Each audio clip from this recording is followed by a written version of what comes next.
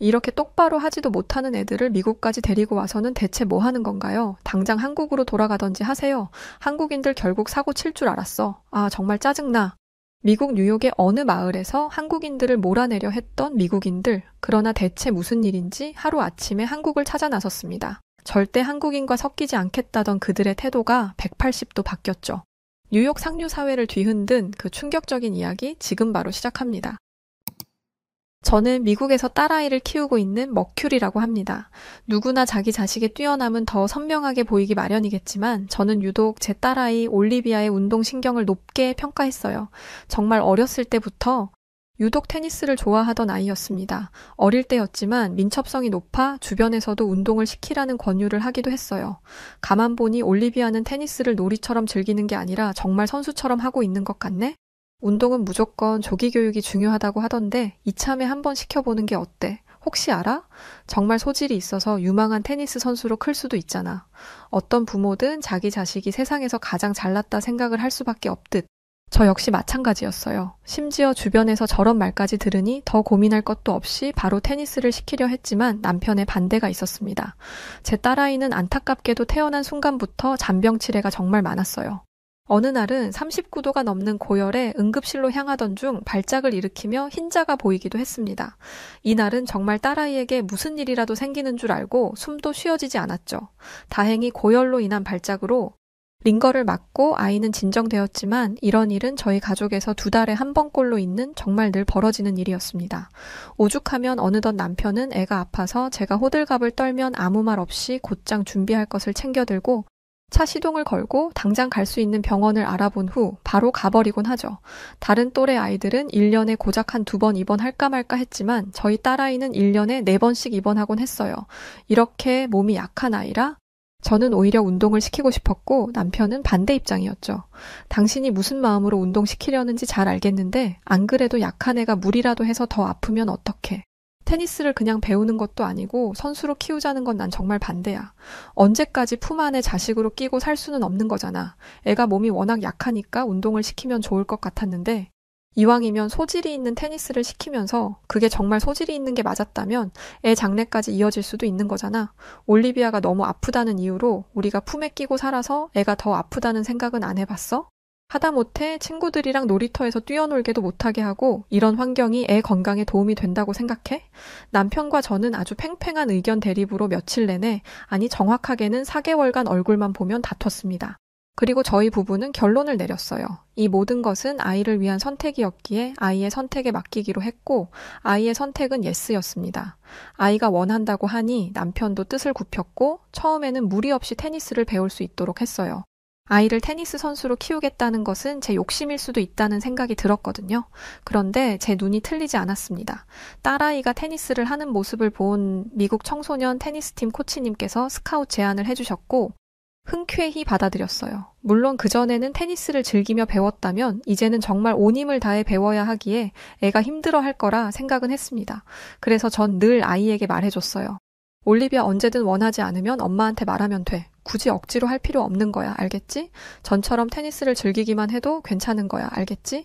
그러나 저희 부부가 생각한 것보다 딸아이는 테니스에 진심이었고 본인의 성적이 만족스럽지 못하면 눈물까지 흘릴 정도로 열정적이었습니다. 그런 딸아이에게 저희는 그저 묵묵히 지원해주고 케어해주는 것 외에는 해줄 수 있는 게 없었어요. 아직은 부모의 케어가 필요한 초등학생 나이였기에 저는 늘 딸아이의 연습 시간에 함께 했습니다. 가보면 저처럼 엄마들이 아이의 연습을 기다리고 있는 것이 대부분이었고 대화를 나누며 시간을 보내곤 했어요. 그러던 어느 날 딸아이에게 너무 충격적인 사건이 벌어지고 말았습니다. 미국 청소년 테니스팀 소속인 제 딸아이와 또 한국 대표 소속에 있는 한국 아이와 사건이 벌어졌죠. 한국 아이들과 미국 아이들이 경기 내기를 하던 중 한국 아이가 잘못 던진 테니스 공에 제 아이가 맞은 겁니다. 이미 몸이 약한 아이라 혹여나 잘못될까 저는 굉장히 분노했고 주변 미국 엄마들까지 덩달아 같이 분노를 했죠. 이렇게 똑바로 하지도 못하는 애를 미국까지 데리고 와서 뭐 하는 겁니까? 엄한 애 잡을 뻔 했잖아요. 내가 병원 가보고 우리 올리비아한테 이상 있으면 당신 가만 안 둘 겁니다. 여긴 이런 실력의 아이가 있을 곳이 아니니 하루빨리 다른 길 찾아보시는 게 좋겠네요. 선수로 클 애들한테 피해주지 마시고요. 내가 이럴 줄 알았어. 한국 애들이 계속 눈엣 가시였는데 한 번은 큰 사고 칠 줄 알았다고. 도대체 여기가 어디라고 이런 사고가 발생합니까? 이 사태를 보고도 느끼는 게 없어요? 보딩스쿨이다. 유명한 코치가 있다. 뭐 이런 말 하나 듣고 어떻게든 선수로 키워보겠다고 미국까지 애 데리고 온 것 같은데 그래봤자 그쪽들은 한국인이고 우리 애들은 미국인입니다. 한계가 있다는 걸 정말 왜 모르고 저렇게 설치는 거야, 남의 나라에서. 서로 늘 경계하고 거리를 두며 욕만 하던 한국 엄마들과 미국 엄마들이 이 사건으로 터져버리고 말았죠. 저를 포함한 미국 엄마들은 이때다 싶어 한국 엄마들에게 심한 말들을 아주 서슴없이 내뱉었습니다. 애초에 한국의 문화도 싫었고 동양인이 저렇게 설치는 것도 너무 끔찍하게 싫었던 제 속내가 다 드러난 순간이었어요. 이곳은 미국이고 미국 선수를 배출하는 곳이 맞지만 소수의 한국 아이들도 함께하곤 했습니다. 그 아이들은 물론 미국인이 아니기에 한계가 분명 있을 텐데 미국 유일의 스포츠 전문 보딩스쿨에서 어떻게든 배우려 오는 거였죠.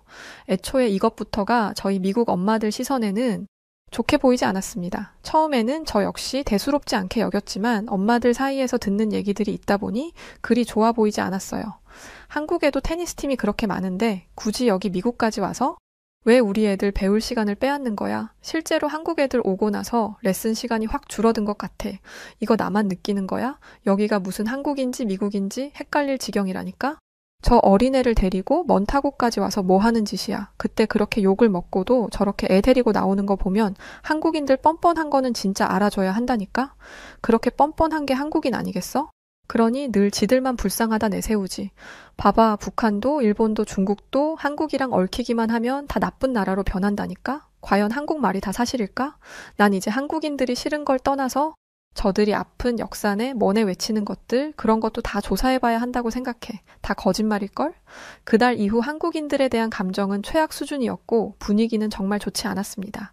그나마 아이들이 조금 더 성장하면서 엄마들이 밀착 케어를 하지 않고 학교에 맡길 수 있어 서로 마주치지 않으니 대립은 덜했어요.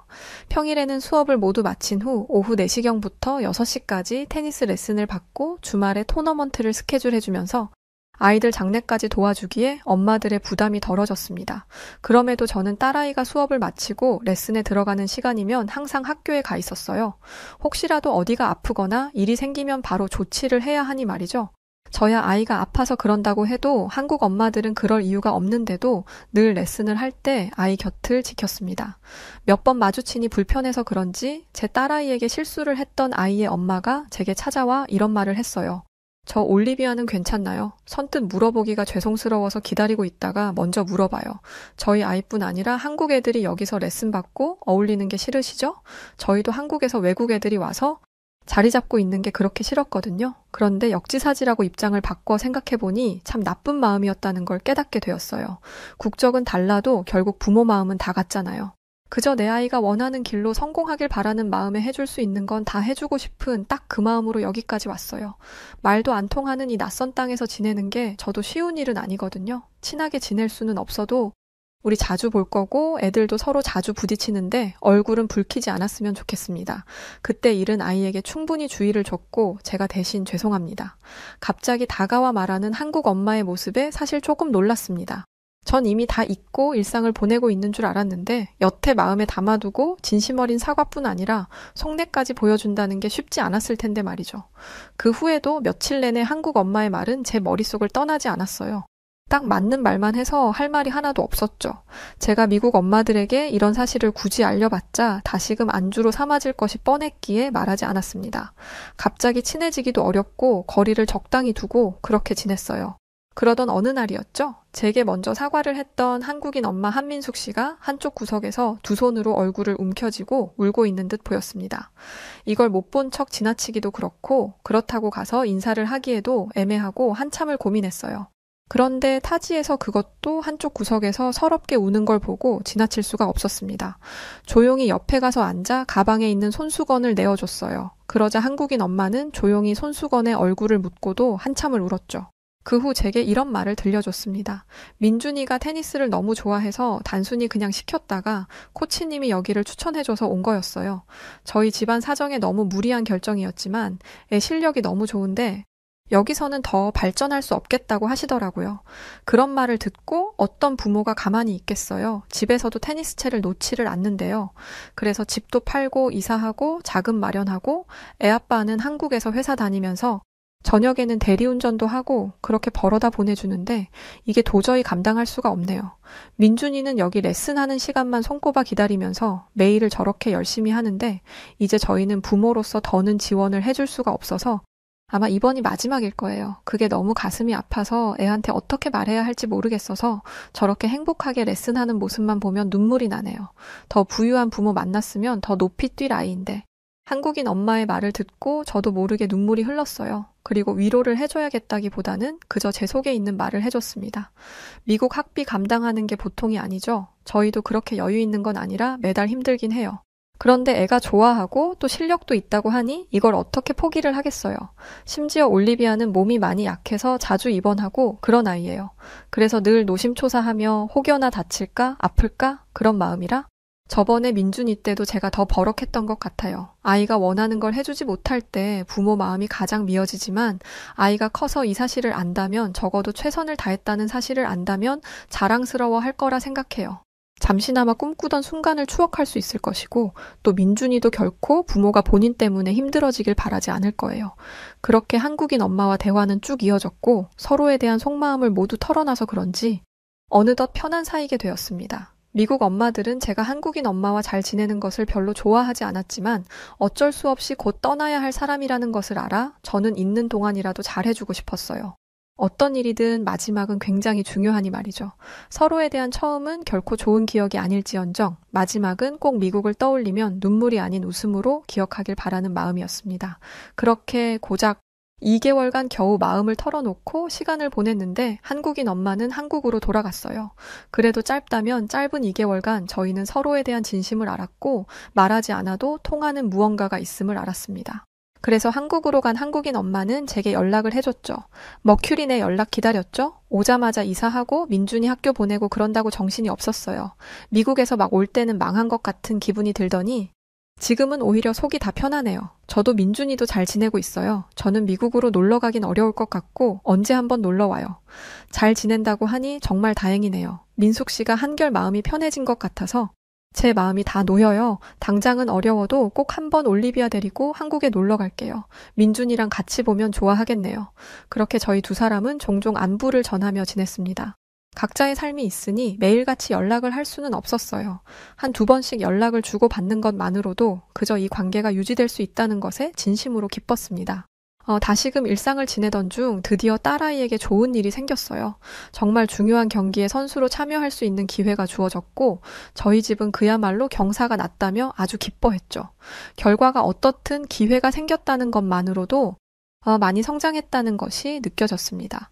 딸아이 역시 이 경기를 간절히 원했기에 평소보다 몇 배로 연습을 했고 그런 아이를 보며 저희 부부는 참 대견했어요. 그렇게 약했던 애가 테니스 시작하고 이번 한 번을 안 하는 거 봐. 정말 대견하지 않아? 언제 저렇게 커서는 경기에도 나간다고 그러고 참 시간 빠르다 그렇지? 그러게 말이야. 테니스 하면서도 혹시나 아플까봐 정말 걱정 많이 했는데 이렇게 잘 성장해주다니 참 기특하네. 다만 너무 승부욕이 있어서 걱정이야. 혹여나 질 수도 있는데 애가 그걸 받아들이지 못하니까 말이야. 딸아이를 보면 참 기특했지만 한편으로는 남편의 말처럼 승부욕이 너무 강해서 걱정되기도 했습니다. 지고 이기는 것을 당연하게 받아들이고 더 성장할 수 있도록 노력해야 하는데 제 딸아이는 지는 걸 견디지 못하는 아이였죠. 그 부분은 부모인 저희도 노력해서 생각을 바꿔주려 많이 노력했습니다. 그런데 경기가 코앞으로 다가온 어느 날부터 딸아이가 이상했어요. 원래도 피부가 하얀 편이긴 하나 어딘지 모르게 창백한 느낌이 들었고 딸아이가 너무 피곤해했죠. 물론 연습을 평소보다 더 과하게 해서 그럴 수 있다고 생각했지만 혹여나 어디가 아픈 건 아닐까 걱정부터 들었습니다. 올리비아 혹시 어디 아프니? 불편한 곳이 있으면 엄마한테 말해줘야 해. 아니 아픈 곳 없어. 오늘은 연습 조금 더 하고 싶다고 말 좀 엄마가 해줘. 과할 정도로 딸아이는 연습에 열중을 했고 말리기도 했지만 말려지지가 않았어요. 저렇게 과하게 연습을 하니 컨디션이 떨어져 정말 그저 그런 이유로 창백한 줄로만 알았습니다. 그래서 전 몸에 좋은 음식을 챙겨 먹이고 최대한 쉴 수 있는 환경을 만들어주며 아이를 케어했어요. 앞으로 어떤 일이 닥칠지도 모른 채 말이죠. 그렇게 하루가 멀다 하고 연습만 하다 보니 경기는 코앞으로 다가왔고 아이의 열정은 식을 줄 몰랐습니다. 아슬아슬하게 지켜보던 어느 날 연습 도중 딸아이는 쓰러지고 말았어요. 너무 놀라 정신이 없는 저를 대신해 코치님이 함께 아이를 데리고 병원으로 향해 주셨고 저는 분명 아이가 무리해서 그런 줄로만 알았습니다. 중요한 경기를 코앞에 두고 있어서 애가 무리를 많이 했어요. 원래도 몸이 약하긴 한데 아마 그래서 쓰러진 것 같아요. 그렇죠? 제가 이렇게 말을 했지만 의료진들은 어딘지 모르게 굳은 표정으로 굉장히 분주해 보였죠. 저는 그 모습을 바라보며 굉장히 불안했습니다. 괜찮은 거냐고, 무슨 문제가 있는 거냐고 묻는 저를 뒤로 하고 의료진들은 제 딸아이를 향해 수많은 검사를 하기 시작했어요. 그렇게 시간이 얼마나 흘렀는지 흐르던 눈물도 다 마르고 멍해진 그 순간에 저는 충격적인 발언을 들었습니다. 올리비아는 지금 불치병에 걸렸네요. 그래서 여태껏 몸도 약하고 잔병 치레를 많이 한 것 같아요. 그런데 문제는 그 병이 뭔지를 알아내기가 쉽지 않아요. 어머니도 아시겠지만 미국에서 알아주는 저희 병원에서도 찾지 못하는 거면 다른 곳을 가봐야 소용이 없을 겁니다. 안타깝지만 발현되는 증상을 보고 그때그때 치료를 하는 방향으로 가야 할 것 같네요. 예를 들면 통증이 있다면 그 통증에 맞는 약을 복용하는 정도로요. 당장 생명에 지장이 있는지 그게 얼마나 살 수 있는지도 정확하게 알 수가 없습니다. 그게 무슨 무책임한 말입니까? 여기가 어떤 병원인데 여기서 모르면 대체 어디서 알 수 있다는 거죠? 애가 잔병 치레가 많았던 만큼 검사를 얼마나 자주 했는데 그동안 나오지도 않았던 불치병이 갑자기 생길 수가 있나요? 전 받아들일 수 없어요. 다시 검사해주세요. 믿을 수가 없어서 의료진을 향해 고함을 치기도 하고 다 해봤지만 저는 알고 있었습니다. 이 병원에서 가망이 없다고 한다는 것은 정말 이라는 것을요. 그럼에도 저는 작은 희망의 끈도 놓을 수 없었기에 다른 병원들을 다녀봤지만 역시 같은 말을 할 뿐이었죠. 제 눈에 아이의 모습은 여전했거든요. 그저 조금 창백할 뿐이었고 조금 피곤해할 뿐이지 어디가 크게 아픈 곳이 없어 보였는데 언제 죽을지도 알 수 없는 불치병이라니 가슴이 미어질 것 같았습니다. 저희 부부는 이 답 없는 상황에 도저히 어떻게 해야 할지를 모르겠었죠. 미국에서 불치병 하나를 못 잡는 게 말이 돼? 어떻게 그럴 수 있어? 내가 다른 나라라도 가서 당장 검사라도 해보고 싶은데 미국 말고 갈 수 있는 나라가 어딨어? 우리 올리비아 어쩌지? 머리를 맞대고 아무리 생각을 해봐도 답은 없었습니다. 이 눈물겨운 상황 속에도 본인의 몸이 특별히 불편한 곳이 없었던 딸아이는 테니스 레슨을 가야 한다며 울기만 했죠. 그렇게 딸아이와 집에서 답을 찾던 중 이제야 점점 증상들이 하나씩 보이기 시작했습니다. 갑작스레 딸아이는 몸에 멍들이 생기기 시작했고 평소에 쏟지도 않던 코피를 쏟기 시작했죠. 딸아이 표현으로 살 아내가 아프다고 했는데 그건 뼈가 아프다는 표현으로 이런 증상들이 생기기 시작할 때마다 저는 불안했습니다. 답이 아예 없는데 답을 찾으려니 막막했어요. 그러나 이 상태로 학교를 다시 보낼 수도 없었고 마냥 기다려달라고 할 수도 없었기에 우선 딸아이의 자리를 다른 아이에게 넘겨주기로 했습니다. 그렇게 아쉬운 마음으로 끝까지 저희 딸아이를 챙겨주셨던 코치님과 마지막 인사를 나누려는데 이 상황에 충격적인 제안을 제게 하셨죠. 올리비아 증상이 꼭 소아백혈병 증상이랑 똑같네요. 제자들 중 몇 명이나 소아백혈병으로 치료를 받아봐서 제가 너무 잘 알거든요. 그거 여기서는 못 잡는 경우가 대다수였고 다 불치병 진단 받았거든요. 올리비아 살려야 하잖아요. 어머니 무조건 한국으로 가세요. 한국 가시면 무조건 치료 받으실 수 있을 겁니다. 적어도 백혈병이 정말 맞다면 한국에서 백혈병 잡는 건 일도 아니에요. 제 제자들은 결국 한국 가서 다 완치하고 지금 아주 건강하게 지내거든요. 소아백혈병의 한국이요? 백혈병이라고 한들 여기서 그걸 왜 불치병이라고 하는지도 이해가 안 가고 어떻게 한국에 애 목숨을 맡기나요? 저는 영 찝찝해서 선뜻 못 갈 것 같은데 정말 제자분들이 그렇게 완치한 게 맞나요? 코치님은 당연히 제 딸아이를 위하는 마음에 해주신 말씀인 걸 알지만 제 딸아이의 목숨이 걸린 일이라 선뜻 받아들이기는 어려웠습니다. 그러나 시간이 지날수록 답은 없는 이 상황에 멍하니 시간을 흘리기보다 정말 한국을 가볼까 싶어졌죠. 다만 아픈 애를 데리고 모험을 할 수는 없어서 뭔가 확실한 무언가가 필요했습니다. 바로 그때 한동안 딸아이가 아파 연락을 못했던 한국인 엄마 한민숙 씨가 떠올랐어요. 혹시나 싶어 저는 이 상황을 모두 말하고 도움을 청했고 놀라운 대답이 돌아왔습니다. 머큐리 확실한 건 진료를 해봐야 알겠지만 소아백혈병 초기 증상이 맞긴 한 것 같아. 내가 여기 진료 예약이랑 다 해둘 테니까 우선 와. 한국 유명한 병원이 우리 집이랑 가까우니까 와서 우리 집에서 지내면서 병원 가자. 내가 같이 가줄게. 정말 백혈병이든 아니든 그렇게 미국에서 애태우고 있지 말고 작은 희망이라도 있으면 어떻게든 도전해봐야지 안 그래? 내가 같이 해줄 테니까 그냥 바로 짐만 싸서 와. 정말 든든한 대답이었어요. 한국인 엄마 역시 의사가 아니기에 정확한 건 알 수 없었지만 그녀의 말이 맞았죠. 이렇게 애태우고 있을 바에는 또 답이 없는 미국에서 하루하루 피마르고 있을 바에는 우선 조금의 희망이라도 있는 한국에 가보는 게 맞다고 생각했죠. 남편은 일 때문에 바로 같이 갈 수는 없었고 4일 뒤에 따라오는 일정으로 저와 딸아이 먼저 한국으로 갔습니다. 저는 한국도 처음이고 한국말도 못하고 심지어 아픈 아이까지 데리고 낯선 타국에 가려니 여간 힘든 일이 아니었죠. 걱정스러운 게 많았는데 공항에 도착하자마자 한국인 엄마와 그녀의 남편은 저희 모녀를 배웅과줬습니다. 한국인 엄마가 미리 병원 예약을 해준 덕분에 딸아이는 바로 진료와 검사를 받을 수 있었어요. 정말 떨리는 마음이었습니다. 그런데 한국인 엄마 민숙 씨에게 여간 고마운 일이 아니었습니다. 아무것도 모르는 저를 대신해 접수부터 문진, 그리고 진료의 수납까지 모두 다 대신해줬죠. 제가 한국말을 아예 모르지만 민숙 씨가 그날 하루 하도 많이 말해서 유일하게 외운 단어가 하나 있습니다. 잘 좀 부탁드립니다. 이 말을 민숙 씨는 말끝마다 고개를 숙이며 했고 저는 처음에 무슨 뜻인지 몰랐다 추후 물어보고 참 감사했어요. 그렇게 검사를 마치고 민숙 씨의 집으로 어떻게 오긴 했으나 저희 모녀 때문에 불편할까 숙소를 잡아서 나가려고 했습니다. 그러나 정말 감동적인 장면이 펼쳐졌어요. 민숙 씨와 남편분은 저희 모녀를 위해 미리 한 상 가득 밥상을 차려뒀고 환영한다는 문구에 풍선도 달아뒀죠. 모두 괜찮을 거야. 다 잘 될 거고 아무 일도 없을 거니까 맛있게 밥 먹자. 한참 동안 흐르는 눈물을 겨우 닦아내며 그렇게 감사한 밥상을 먹었습니다. 저희 모녀가 편히 쉴 수 있도록 방 하나도 내어주고 남편분과 자주 마주치지 않도록 해줬죠. 정말 감사한 일이었어요. 저는 민숙 씨가 미국에 있을 때 그렇게 모질게 굴었는데 이렇게 제게 잘해주다니 지난 순간들이 후회스럽기도 하고 참 감사했습니다. 한국인들에 대한 편견과 오해가 짙었다는 것을 다시금 깨닫는 순간이었죠. 그리고 다음 날 저희들은 바로 또 병원에 갔어요. 못해도 일주일은 걸려야 검사 결과를 들을 줄 알았는데 바로 다음 날 들을 수 있어 깜짝 놀랐습니다. 그리고 의사의 말에 더 놀랐어요. 올리비아는 불치병이 아니라 소아백혈병이고 충분히 치료가 가능합니다. 소아백혈병은 항암 화학요법으로 진행됩니다. 항암제를 사용해 비정상적인 백혈구를 제거하고 정상적인 혈액세포 생성을 돕는 방식이죠. 치료 반응이 좋은 경우에는 몇 년간 유지 치료를 진행하면서 백혈병이 재발하지 않도록 관리를 하고 있어요. 조혈모 세포 이식도 치료 방법 중 하나인데 이건 항암 치료 후 건강한 조혈모 세포를 이식해 정상적인 혈액세포 생성을 유도하는 방식이에요.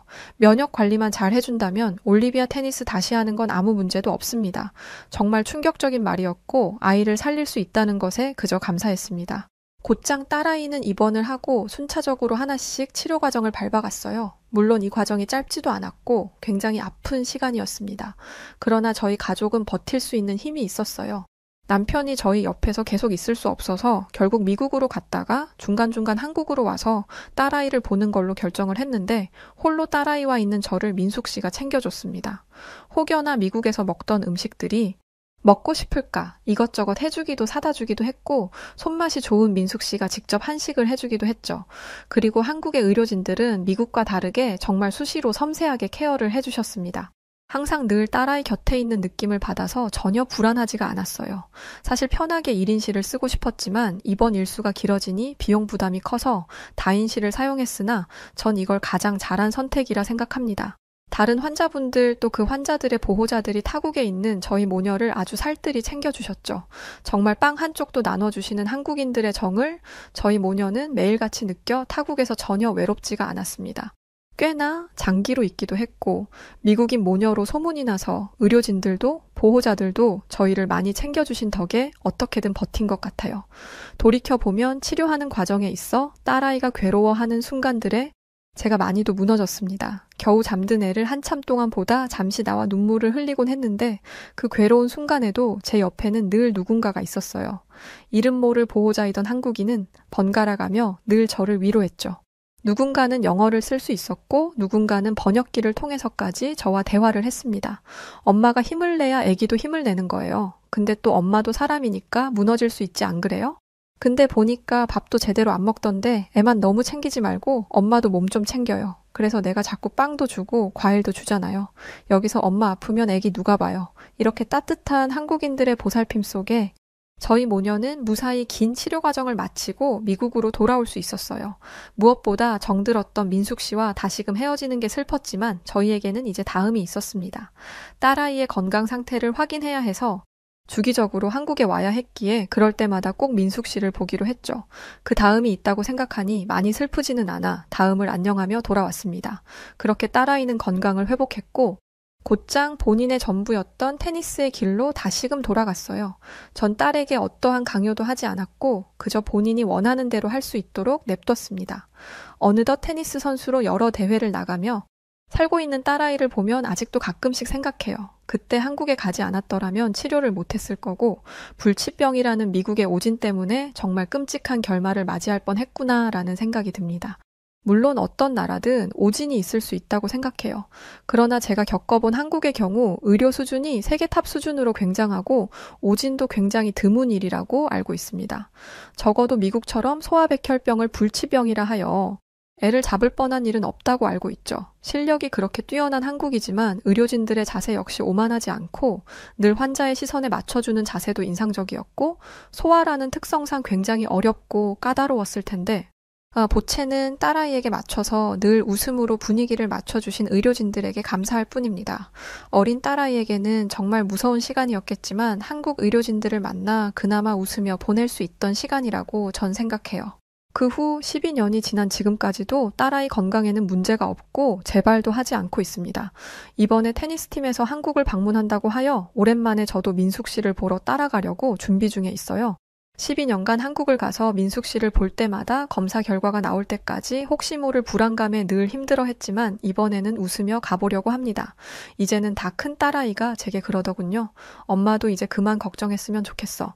한평생을 나 때문에 한국 갈 때마다 불안해하는 거 너무 미안하단 말이야. 딸아이의 말을 듣고 저는 이제 정말로 내려놓으려 합니다. 그래야 딸아이도 편해질 것 같더라고요. 제 인생에 있어 가장 큰 행운이 뭐였냐고 묻는다면 저는 한국에 갈 수 있던 것, 그리고 민숙 씨를 만난 것이라고 말하고 싶네요. 저희 아이를 지켜주신 한국 의료진분들, 민숙 씨, 그리고 모든 한국인분들 진심으로 감사합니다. 여기 한국의 병원 한복판에서 병원 직원과 실랑이 중인 외국인 여성이 있습니다. 직원이 건네준 병원비 내역서를 펄럭이며 화를 내고 있는 그녀. 한 손에는 병원비 내역서를, 다른 한 손에는 어린아이의 손을 잡고 있는 그녀에게 대체 무슨 일이 벌어진 걸까요? 안녕하세요. 저는 프랑스 동남부 해안가 주변에 위치한 모나코라는 공국에서 온 카밀라라고 합니다. 저는 프랑스에서 태어나 프랑스에서 자란 뼛속부터 프랑스인인데요. 프랑스 대학으로 유학을 온 모나코 출신의 남편과 만나서 결혼을 하게 되면서 모나코로 건너가 살게 되었습니다. 또 결혼한 지 얼마 되지 않아 남편과의 사이에서 사랑스러운 아들까지 얻었죠. 아들이 태어났을 때는 세상을 모두 얻은 것 같았습니다. 하지만 아이가 태어난 지 얼마 되지 않아 저희 부부는 청천벽력 같은 소식을 듣게 되었습니다. 바로 아이의 신장에 문제가 있다는 것이었죠. 저희는 의사에게 아이의 몸이 정상으로 회복될 가능성을 물었습니다. 그리고 의사는 가능성이 없는 건 아니지만 매우 희박합니다. 라고 대답했었죠. 아주 적은 확률이었지만 저희 부모는 포기하지 않았습니다. 모나코에 있는 모든 병원을 돌아다녔고 제 고향인 프랑스로 건너가서 좋은 의사라 이름난 사람들은 전부 만나봤습니다. 하지만 아이의 건강은 회복되지 않았어요. 그 어떤 의사도 아이에게 딱 맞는 좋은 치료법을 제시하지 못했습니다. 여러분도 아시겠지만 유럽 국가의 병원비는 상상 이상이에요. 아이가 아프다는 이야기를 듣자마자 저는 일을 그만뒀고 아이를 데리고 병원을 다니는데 집중했죠. 당연히 소득은 줄었고 새 가족의 생활비와 아이의 병원비를 버는 것은 온전히 남편의 몫이 되었습니다. 남편은 자신이 할 수 있는 일이라면 뭐든지 했어요. 그리고 아이는 아버지를 그리워하며 인생의 3분의 2 이상을 병원에서 보내야 했습니다. 그러던 어느 날 남편이 쓰러졌다는 연락을 받게 되었습니다. 그리고 제가 남편을 찾아갔을 때 남편의 숨은 이미 끊어진 상태였습니다. 오랜만에 본 남편의 얼굴은 매우 야위어 있었어요. 저는 남편이 갑작스럽게 세상을 떠나게 된 이유가 잠도 제대로 자지 못하고 밥도 제대로 먹지 못하며 일만 했기 때문이라고 생각합니다. 그래서 남편을 떠올리면 지금도 마음이 참 아파요. 남편을 그렇게 보냈지만 저에게는 슬퍼할 여유조차 없었습니다. 저에게는 남편이 선물로 주고 간 아이가 있었으니까요. 제가 살던 모나코는 세계에서 두 두 번째로 작은 나라입니다. 인구도 3만 명에 불과하죠. GDP는 64억 달러로 세계 148위 정도이기는 하지만 1인당 GDP는 16만 6천 원으로 세계에서 가장 부유한 나라이기도 합니다. 기후도 온화해서 많은 사람들이 관광을 목적으로 찾아오고 실제로 관광 수입이 굉장히 높은 나라인데요. 이 때문에 모나코는 살기 좋은 나라라는 평을 받고 있습니다. 그런데 이런 수치들은 저와 연관이 없는 것들이었어요. 남편도 세상을 떠났고 저는 직장을 그만둔 지 오래였죠. 돈을 버는 족족 병원비로 쓴 탓에 모아둔 돈도 없었습니다. 그렇다고 나라에서 지원이 넉넉한 것도 아니었어요. 결국 저는 생계를 위해 일을 해야 했습니다. 이때부터는 생존의 문제였어요. 아이의 병을 낫게 하기 위해 일을 하는 것을 넘어서 저와 아이가 굶어 죽지 않게 발버둥 쳐야 했죠. 그래서 저는 어쩔 수 없이 남편과의 추억이 깃든 모나코를 떠났습니다. 프랑스에는 부모님이 계시니까 아이를 두 분에게 맡기고 일을 할 수 있을 거라고 생각했거든요. 하지만 한 가지 걱정스러웠던 것은 제 부모님이 제 생각처럼 저희를 반겨주실까에 관한 것이었습니다. 저희 집안도 그리 넉넉한 편은 아니었거든요. 프랑스에 도착해서 부모님에게 저와 아이의 상황을 말씀드렸을 때 제 우려는 현실이 되었습니다. 프랑스의 개인주의가 얼마나 심한지는 프랑스 사람으로서 너무나 잘 알고 있었지만 부모님마저 그러실 줄은 몰랐어요. 저는 프랑스에 도착하자마자 제가 프랑스를 떠나야 함을 확신했습니다. 저는 부모님에게 제가 일을 가는 시간에 아이를 돌봐주는 일은 1년, 딱 1년만 해주시면 상황을 모두 정리해서 떠나겠다는 약속을 했습니다. 일과 아이의 간병을 동시에 하고 차도가 없으면 다른 병원을 찾아가며 1년 뒤 프랑스를 떠날 준비를 함께 진행하다 보니 너무 지치더군요. 아이에게는 정말 미안한 말이지만 솔직히 세상을 등지고 싶었던 적이 한두 번이 아닙니다. 그럴 때마다 남편과 아이를 생각하며 버텼어요. 그런데 저를 더 힘들게 한 건 체력적인 한계가 아니었습니다. 아이의 상태가 좋아지기는커녕 오히려 악화되고 있었던 것이었어요. 부모님에게 약속했던 1년이 지났고 이젠 어디로 떠나야 할지를 정할 때가 되었습니다. 어느 나라로 가야 할지 정할 때 고려했던 1순위는 의료체계가 잘 구축되어 있는가였고 2순위는 아이가 살기 좋은 나라인가 였어요. 아이의 건강이 나아질 기미가 안 보였기 때문에 의료체계를 보는 것은 당연했고 아이가 살기 좋은 나라인지가 중요했던 이유는 아이가 나이를 먹으며 성장했기 때문이었습니다. 인생의 대부분을 병원에서 보냈던 아이는 평범한 또래 아이들의 삶을 너무나 부러워했어요. 병실 안에서 보는 풍경이 이 세상의 전부라고 생각하는 아이를 보니 가슴이 찢어지듯 아프더군요. 그래서 저는 아이가 병마에게 눌려 마땅히 행복해야 할 어린 시절을 우울하게 보내지 않도록 아이가 살기 좋은 나라로 가기로 결정했습니다. 검색도 하고 책도 읽고 주변 사람들에게 우선순위들을 말하니 모두가 입을 모아 스위스를 이야기하더라고요. 스위스는 세계에서 살기 좋은 나라 5위였고 제게 익숙한 유럽에 속해 있는 나라였기 때문에 저는 스위스로 떠나기로 했습니다. 아이가 태어나고 어린 시절을 보냈던 모나코는 앞서 말했듯 세계에서 두 번째로 작고 인구도 3만 명에 불과했지만 그런데 스위스는 달랐어요. 인구는 885만 명이 넘었죠. 모나코의 295배 규모였습니다. 또 자연경관이 얼마나 웅장한지 저와 아이는 스위스의 풍경을 보며 입을 다물지 못했습니다. 비행기에서 바라본 스위스의 풍경을 본 아이의 표정에는 경이로움이 묻어나 있었고 저는 아이와 함께 스위스에 오기로 결정한 것이 제 인생의 가장 훌륭한 결정이라고 생각했죠. 하지만 이 마음은 얼마 가지 못했습니다. 스위스 병원에 진료비 내역서가 나왔거든요. 저는 진료비 내역서를 보고 눈만 껌뻑껌뻑 감았다 떴습니다. 제 눈으로 보는 숫자가 너무나 비현실적으로 느껴졌거든요. 아이가 병원에서 특별히 대단한 치료를 받은 것도 아니었습니다. 스위스의 환경이 너무 좋아서인지 스위스에 도착하고 나서 아이의 상태가 조금씩 호전되었기 때문에 도착하자마자 검사를 받고 검사를 위해 며칠간의 입원을 한 게 다였어요. 퇴원을 해도 좋다는 의사의 말에 잠깐 집으로 돌아왔다가 정기 검진을 위해 똑같이 잠깐의 입원, 검사를 한 게 다였습니다. 스위스의 병원의 병원비는 같은 처치를 했던 프랑스와 비교해서 10배가량 높았어요. 물론 프랑스에 비해 의료체계가 훨씬 잘 짜여 있었고 의사들의 실력 또한 월등히 좋았던 게 사실입니다. 하지만 아무리 그래도 이 정도 처치에 이런 금액이 나온다는 건 납득이 되지 않았습니다. 오랫동안 아이와 함께 병원을 다니면서 저도 어느 정도 병원비에 대한 감각이 생겼거든요. 부끄럽지만 저는 그제야 스위스의 살벌한 물가를 체감하게 되었습니다. 집 렌트비, 차 렌트비, 식비, 그 외 생필품의 가격 등 스위스는 외국인이 살 수 있는 환경이 아니었어요. 저는 프랑스처럼 1년이라는 시간 동안 스위스에서 살 수 있을 거란 생각을 제 머릿속에서 지워버렸습니다. 하지만 한동안 머물기로 생각하고 준비했던 곳에서 어떻게 한순간에 벗어날 수 있겠어요. 이리저리 정리할 것들도 많았고 무엇보다 다른 곳으로 다시 떠날 생각을 하니 눈앞이 캄캄했습니다. 또 세계에서 가장 부유한 나라로 불리는 모나코, 선진국 계열에 속해 있는 프랑스, 세계에서 가장 살기 좋은 나라 5위인 스위스에서도 적응하지 못한 제가 이보다 더 나은 나라를 선택할 수 있을지 그것 또한 고민이 되었죠. 제가 가지고 있던 걱정은 이윽고 두려움이 되어 저를 서서히 잡아먹어갔습니다. 우울증에 시달리며 스위스를 떠날 준비를 하고 있는데 제 가슴을 더욱 아프게 하는 건 다른 곳으로 또 떠나야 한다는 현실이 아니었어요. 그토록 좋아했던 나라를 떠나야 한다는데도 싫다는 소리 한 번 못하는 아이의 모습이었죠. 저는 아이를 위해서라도 정착할 나라를 찾아야겠다 마음먹었습니다. 스위스의 살벌한 병원비를 대기에는 제 능력이 너무나 부족했어요. 그래서 아이는 제대로 된 치료를 받지 못했습니다. 그나마 지금 현 상태를 유지하는 것에 만족해야 했죠. 이 문제로 간호사와 상의를 하고 있는데 간호사가 제게 이런 말을 하더라고요. 지금 아이의 상태를 보면 정착하는 게 문제가 아니라 치료가 우선인 것 같아요. 치료에 전념해서 아이의 상태가 나아지면 이후에 정착할 곳을 찾는 게 어떨까요? 저는 간호사의 이야기를 듣고 추천해줄 나라가 있는지 물었습니다. 간호사는 주저하며 한 나라의 이름을 말했어요. 저는 고개를 갸우뚱했습니다. 이름을 들어는 봤지만 어떤 나라인지 배경 지식이 전혀 없는 곳이었거든요. 지금 어느 나라를 말씀하신 거죠? 간호사는 조심스럽게 입을 열었습니다. 한국이요. 저는 간호사에게 왜 그 나라를 추천하는지 물었습니다. 메디컬 코리아라는 말이 있어요. 의료 쪽으로는 최고 수준을 가지고 있는 나라죠. 저는 의아해하며 말했습니다. 스위스도 유럽에서는 의료 쪽으로 손꼽히는 나라고 세계 최고 수준의 의료 서비스는 미국 아닌가요? 제 물음에 간호사는 자신은 추천을 해줄 뿐 결정은 제 몫이라며 자리를 떠났습니다. 그래도 제 말을 한번 믿어보세요. 모두가 입을 모아 최고라고 말하는 데는 이유가 있으니까요. 저는 곧장 돌아가서 한국이라는 나라에 대해 알아보기 시작했습니다. 한국에 대해 알아볼수록 제 안에는 분노가 생겼어요. 그 간호사는 대체 무슨 생각으로 저에게 이런 나라를 소개해준 건가 화가 났죠.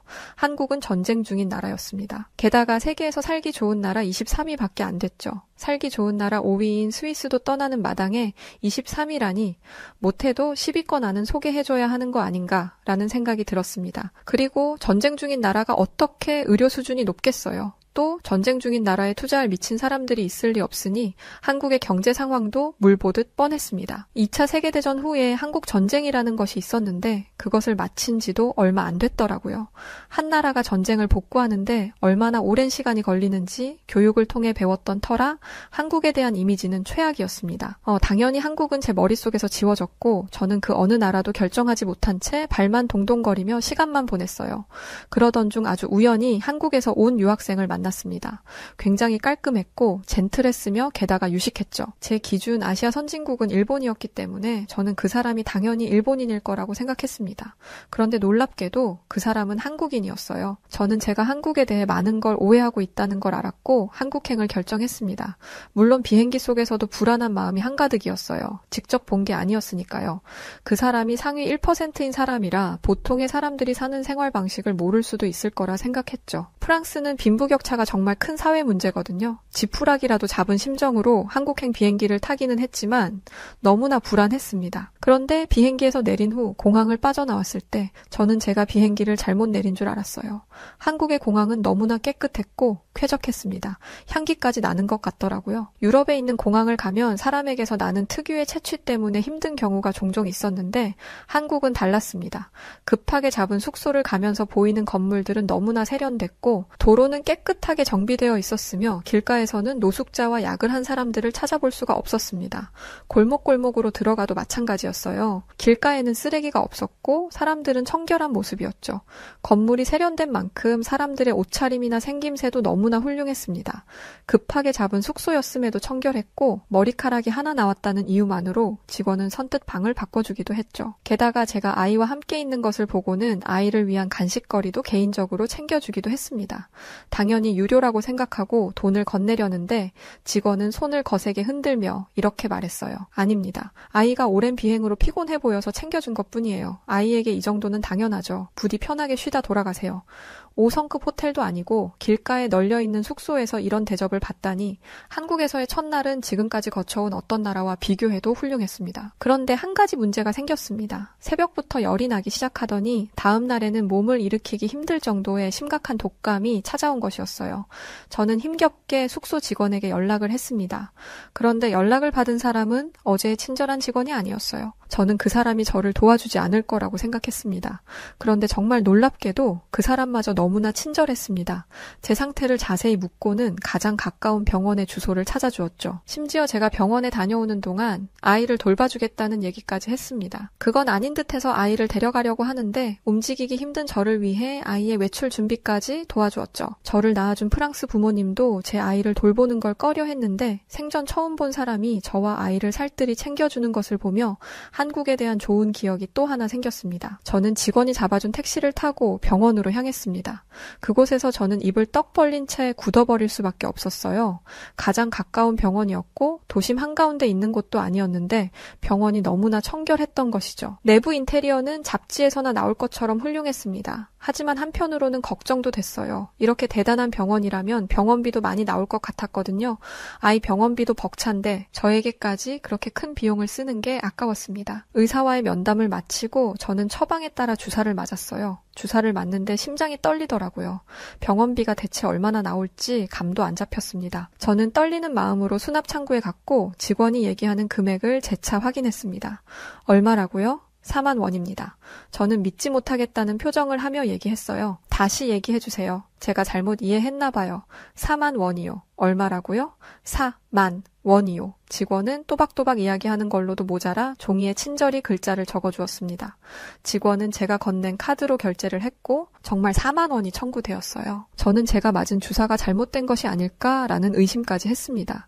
그런데 주사를 맞고 병원을 나선 즉시 몸의 상태가 호전되었고 병원에서 처방해준 약을 며칠 먹으니 완전히 나았습니다. 저는 믿을 수 없었어요. 제가 거쳤던 새 나라에서는 의사와 눈만 마주쳐도 50달러가 나갑니다. 한국 돈으로 거의 7만 원 수준이죠. 거기에 주사까지 맞았다면 15만 200달러는 순식간인데 이것도 한국 돈으론 1억 9천 가까이 되는 돈이에요.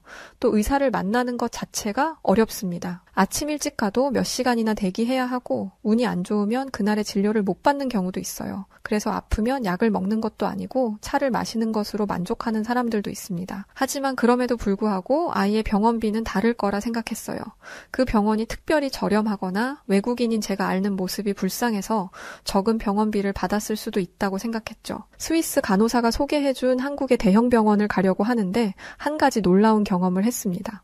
지하철을 타고 내리면 병원의 셔틀버스가 무료로 저희를 병원 코앞까지 데려다 준다는 것이었죠. 지하철은 또 얼마나 깨끗한지 담배 피우는 사람도 없고 구걸하는 사람도 없었습니다. 어린아이를 데리고 지하철 타는 건 꿈 같은 일이라고 생각했는데 한국은 달랐습니다.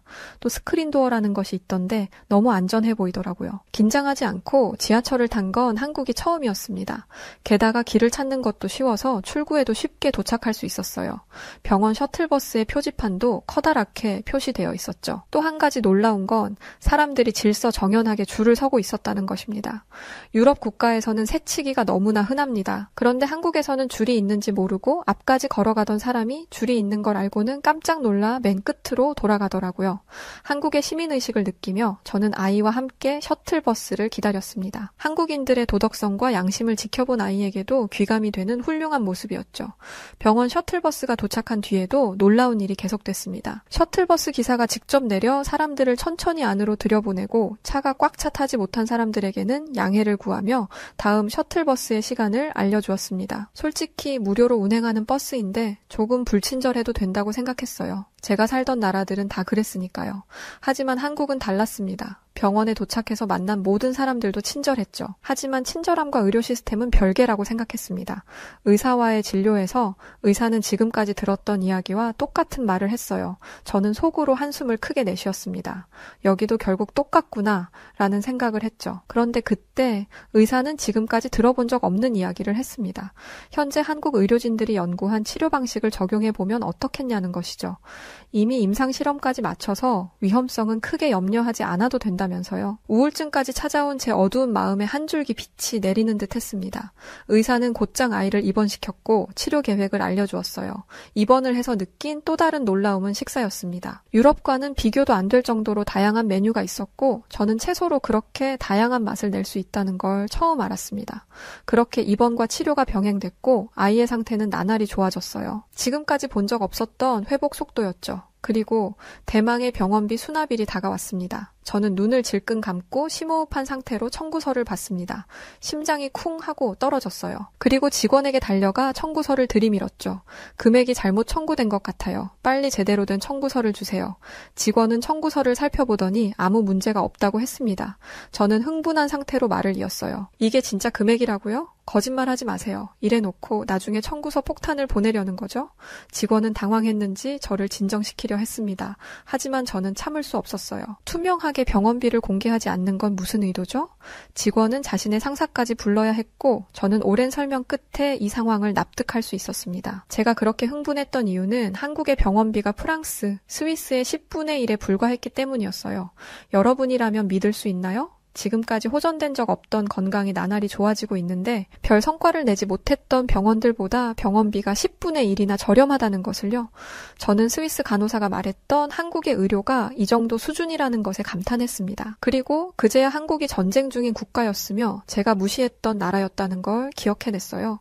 직접 한국의 놀라운 생활 수준을 본 뒤에는 아예 잊고 살았거든요. 그렇게 시간이 흘렀고 저는 의사에게 아이의 질병이 완치되었다는 진단을 받았습니다. 애당초 치료 될 확률이 매우 낮다던 프랑스, 스위스의 의사들과 달리 한국의 의사들은 치료 확률을 매우 높게 잡고 있었거든요. 아이는 주기적으로 검사를 받고 있지만 한 번도 병이 재발된 적이 없습니다. 저는 한 번도 고려해본 적 없던 나라인 한국에 정착하게 되었어요. 아이에게 더 나은 환경을 만들어주겠다는 다짐도 한국에서 실현할 수 있게 되었죠. 아이들이 부모의 도움 없이 스스로 학교에 걸어갈 수 있는 나라는 이 세상에 없을 것입니다. 그 정도로 한국의 치안은 안전했고 볼거리, 즐길거리뿐만 아니라 세계적으로 선진적인 IT 기술 등을 갖추고 있었기에 이 나라를 떠나는 건 손해라고 생각했어요. 지금의 저는 아이와 함께 한국으로 이민을 오기로 결정한 상황입니다. 아이의 목숨을 살려주고 동시에 제 삶도 구원해준 대한민국의 국민으로 살고 싶어졌거든요. 저와 아이에게 새로운 인생을 선물해준 한국 정말 사랑합니다. 자, 오늘은 남편을 잃고 병에 걸린 아들을 살리기 위해 여러 나라를 거치다 결국 한국까지 오게 되었던 카밀라 씨의 한국 경험담을 담은 사연이었습니다. 오늘 사연 어떻게 들으셨나요? 오늘의 사연이 마음에 드셨다면 구독과 좋아요 눌러주시고요. 구독과 좋아요는 해외 다양한 감동적인 사연들을 소개해드릴 수 있는 힘이 됩니다. 그럼 지금까지 여우튜브 송은지였고요. 끝까지 시청해주신 모든 분들 감사합니다.